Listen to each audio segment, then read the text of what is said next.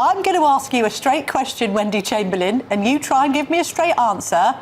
Can a woman have a penis?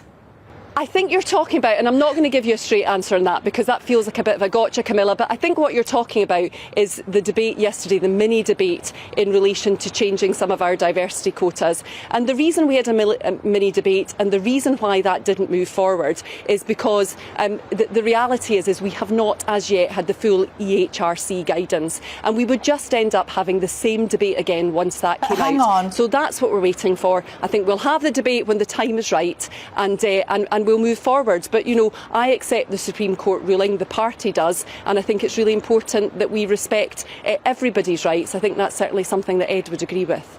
OK, so the Supreme Court rules that a trans woman is not a woman.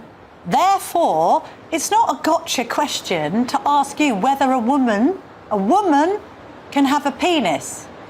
The answer to that is a categoric biological no, isn't it?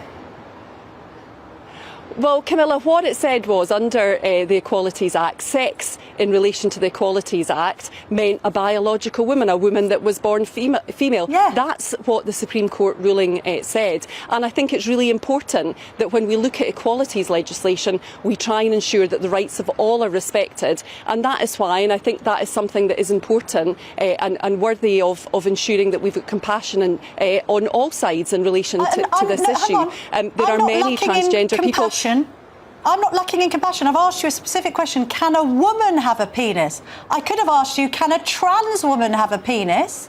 And then you could have said yes. But you can't be possibly telling me after the Supreme Court ruling that a woman can have a penis. A woman cannot have a penis, Wendy Chamberlain. Camilla, I have just said that I respect the Supreme Court ruling, and I think what's important is we see the HRC guidance that follows from that. I know that all political parties in society are waiting for that. I hope they move forward quickly with it.